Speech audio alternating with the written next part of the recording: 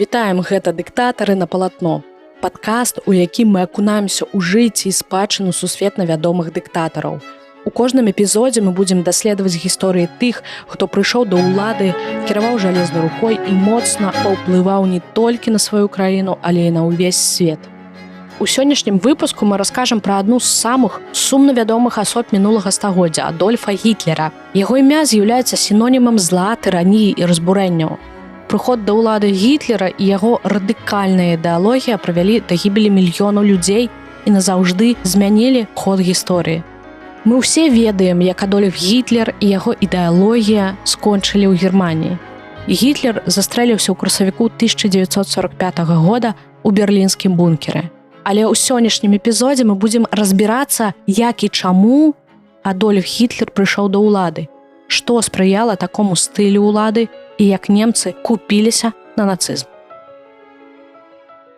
Адольф Гітлер прыйшоў да ўлады ў Германію ў 1933 годзе. Гэта стала магчыма дзякуючы комплексу палітычных, эканамічных і сацыяльных умоў. Ён скарыстаўся эканамічным крызісам, палітычнай нестабільнасцю, страхам камунізму і шырокай падтрымкай прамыслоўцаў. Праз майстэрскую прапаганду, рэваншысцкія ідэі і альянсы з кансерватарамі ён здолеў заваяваць давер шырокіх слаёў насельніцтва і атрымаць пасаду канцлера. Яго прыход да ўлады усталяваў таталітарны рэжым у Германіі і прывёў да другой сусветнай вайны. А цяпер мы падрабязна разбяромся, што паўплывала на атрыманне Гітлерам абсалютнай улады ў Германіі.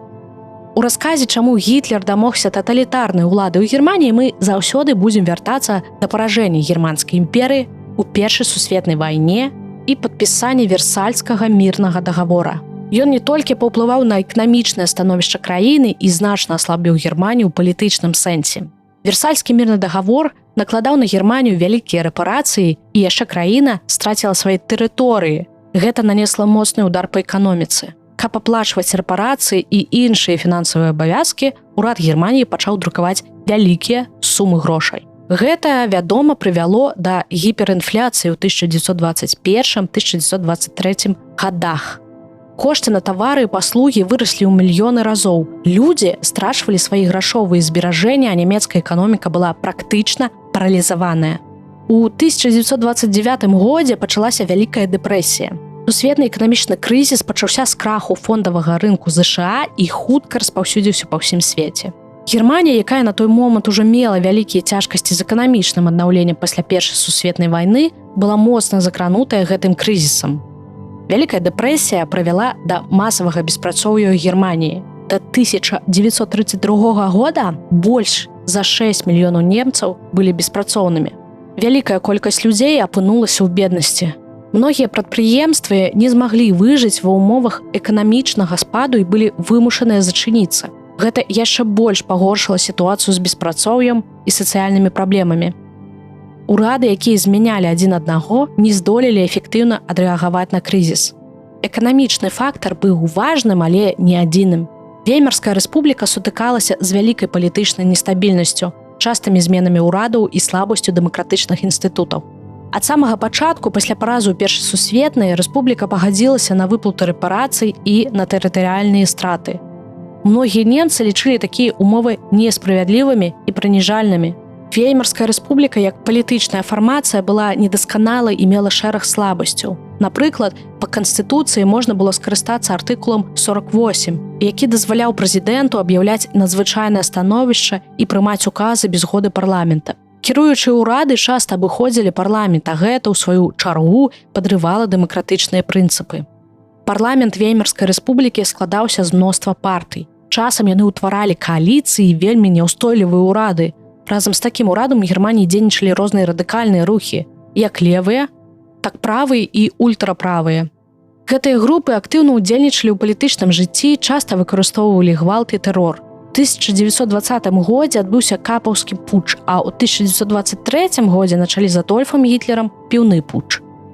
Радыкальныя рухі часамі заключалі саюзы і альянсы, каб узмацніць уплыў на ўнутрапалітычнае жыццё. А немцы ў той час сапраўды ў большасці адчувалі сябе прыніжанымі і прагнулі рэваншу. Гітлер, вядома ж, абяцаў вярнуць нацыянальны гонар і адрадзіць магутную Германію.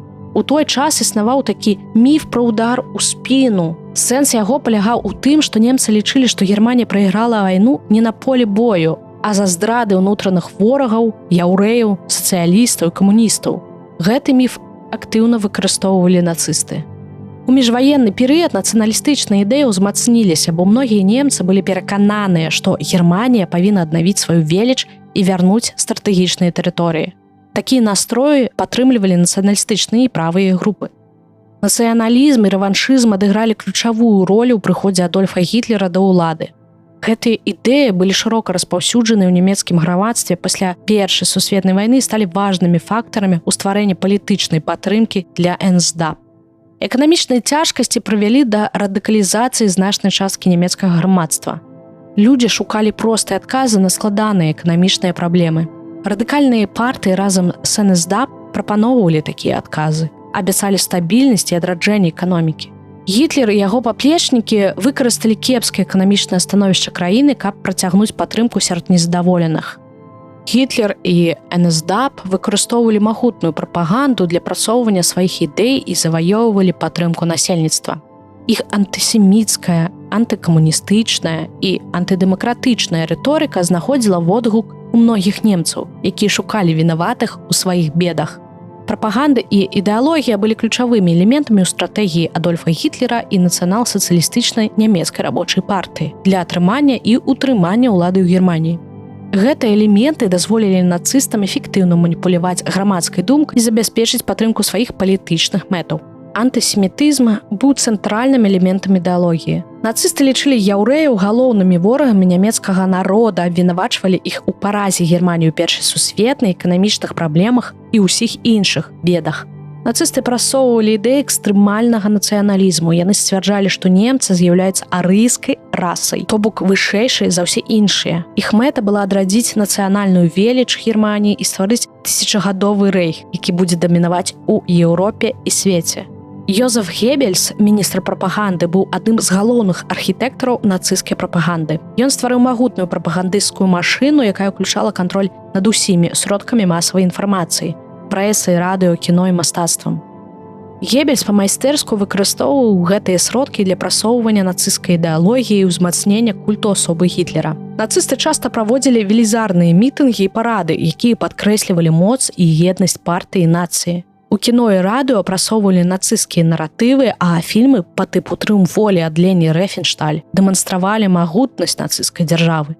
Нацысцкая прапаганда стварала культ асобы Гітлера. Ён быў фюрэрам, выратавальнікам Германіі, які адраджаў нацыю.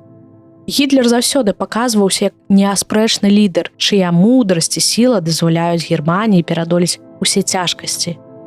Ідэалогія нацыста ўключала жаданне рэваншу за паразу ў Першай сусветнай вайне. Нацысты абяцалі вярнуць страчаныя тэрыторыі і аднавіць нямецкі гонар. Нацысты падтрымлівалі ідэі сацыяльнага дарвінізму, лічылі, што толькі самыя моцныя і чысцейшыя расы маюць права на існаванне і дамінаванне. Гітлер і яго паплечнікі лічылі, што немцы павінны ачысціць сваю расу ад непажаданых элементаў – яўрэяў, цыган, славян і гэтак далей, і ўсталяваць панаванне арыйскай расы. Нацысты актыўна выступалі супраць камунізму, разглядалі яго як пагрозу для Германіі і народа. Антыкамунізм быў важным элементам прапаганды, і ён дапамагаў ім працягнуць падтрымку кансерватыўных і заможных колаў. Падчас эканамічнага крызісу і палітычнай нестабільнасці многія немцы баяліся ўздыму камунізму. Гітлер і нацысцкая партыя прадстаўлялі сябе як сіла, здольная супрацьстаяць камуністычнай пагрозе. Пасля рэвалюцыі 1917 года ў Расіі стварэння Савецкага Саюза камуністычныя рухі пачалі распаўсюджвацца па ўсёй Еўропе. У Германіі таксама існавала моцная камуністычная партыя, якая актыўна дзейнічала і набірала падтрымку сярод рабочага класа. У Германіі былі шматлікія спробы камуністычных паўстанняў і захопу ўлады. Гэтыя падзеі толькі ўзмацнілі страх перад магчымасцю камуністычнай рэвалюцыі ў краіне. Эканамічны крызіс 20-х гадоў, асабліва пасля Вялікай дэпрэсіі 1929 года, прывёў да масавага беспрацоўя і сацыяльнай нестабільнасці. У такіх умовах камуністычныя ідэі знаходзілі падтрымку сярод бедных і рабочых, якія шукалі альтэрнатыву. Заможныя колы, кансерватыўныя палітыкі, якія баяліся страты ўлады і маёмасці ў выпадку камуністычнай рэвалюцыі, бачылі ў нацыстаў надзейнага партнёра. Гітлер атрымаў значную фінансавую падтрымку ад буйных прамыслоўцаў, якія спадзяваліся, што ён будзе абараняць іх інтарэсы і спрыяць эканамічнай стабільнасці. Фрыц Тhyssen, адзін з самых магутных прамыслоўцаў у Германіі, быў уладальнікам металургічнай кампаніі. Ён аказваў значную фінансавую падтрымку НСДАП на пачатку 30-х гадоў. Эміль Кірдорф з вугольнай прамысловасці быў адным з самых ранніх прыхільнікаў Гітлера і фінансаваў партыю яшчэ ў 20-е. Густаў Круп быў кіраўніком адной з найбуйнейшых прамысловых кампаній у Германіі. Ён і яго кампанія падтрымлівалі нацыстаў фінансава і тэхналагічна. Шэраг нямецкіх банкіраў і фінансавых устаноў таксама аказвалі фінансавую падтрымку нацысцкай партыі. Буйныя прамыслоўцы і банкіры лічылі, што нацысты змогуць абараніць іх інтарэсы. Прамыслоўцы выкарыстоўвалі ўплыў на палітычную эліту, каб падтрымаць і прызначэнне Гітлера канцлерам. У сваю чаргу Гітлер абяцаў заможным колам аднавіць нямецкую эканоміку, стварыць новыя працоўныя месцы і падтрымаць прамысловасць. Яго абяцанні ўключалі планы па будаўніцтву аўтабанаў, распрацоўцы ўзбраення і індустрыялізацыі. Нацысты падтрымлівалі прыватную ўласнасць і рынкавую эканоміку, а гэта кантраставала з камуністычнымі ідэямі нацыяналізацыі. Фінансавая падтрымка прамыслоўцаў дазволіла нацысцкай партыі весці шырокую прапагандысцкую кампанію і атрымала падтрымку з боку насельніцтва. У 1930-е гады нацысцкая партыя значна павялічыла сваю падтрымку сярод выбаршчыкаў. На выбарах у Рэйхстаг у 1930 годзе партыя атрымала 18% галасоў, а ў ліпені 1932 года 37%. Так яна стала найбуйнейшай партыяй у парламенце. Гітлер і яго паплечнікі заключалі альянсы з кансерватыўнымі палітыкамі. Шлях да пасады канцлера ў Гітлера адбыўся з-за Франца фон Папена, які быў канцлерам у 1932 годзе. Фон Папен актыўна падтрымліваў ідэю прызначэння Гітлера канцлерам. Ён спадзяваўся кантраляваць яго і выкарыстаць для сваіх мэтаў. Фон Папен і яго саюзнікі лічылі, што Гітлер зможа аб'яднаць правыя сілы і забяспечыць стабільнасць у краіне. Канчатковае прызначэнне Гітлера канцлерам стала магчымым дзякуючы ціску з боку кансерватыўных палітыкаў на прэзідэнта Паўля фон Гіндэнбурга. У выніку гэтых маніпуляцый і саюзаў Гітлер быў прызначаны канцлерам Германіі 30 студзеня 1933 года. Пасля прызначэння Гітлер хутка кансалідаваў сваю ўладу, але каб атрымаць абсалютную таталітарную ўладу, Адольфу спатрэбілася крыху больш часу. І вось, дзякуючы якім механізмам гэта адбылося. 27 лютага 1933 года, пасля месяца на пасту канцлера Германіі, у Рэйхстагу адбыўся вялікі пажар. Адольф Гітлер выкарыстаў гэты інцыдэнт як падставу для абвяшчэння надзвычайнага становішча. Праз некалькі дзён быў прыняты дэкрэт пра абарону народа і дзяржавы, які фактычна ліквідаваў грамадзянскія свабоды ў краіне і дазволіў арыштаваць палітычных праціўнікаў нацыстаў без суда.